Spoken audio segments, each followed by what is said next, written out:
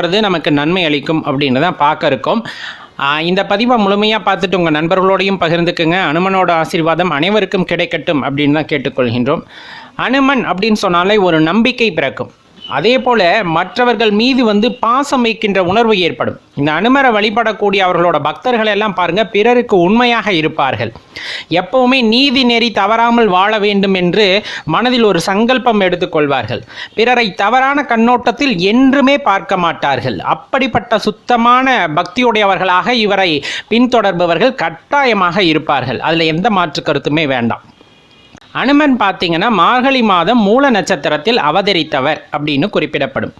அறிவு, ஆற்றல், இசை, ஞானம், உடல் வலிமை, ரொம்ப முக்கியமாக சொல்லப்போனால் உடல் வலிமை ஏற்படணும்னு இருந்தாலும் சரி, துணிவு, புகழ், அடக்கம், ஆரோக்கியம், சொல்லாற்றல் இதெல்லாம் வளரணும் அப்படின்னு நினச்சோம் அப்படின்னா கட்டாயமாக நம்ம வழிபட வேண்டிய தெய்வம் எது அப்படின்னு பார்த்தோன்னா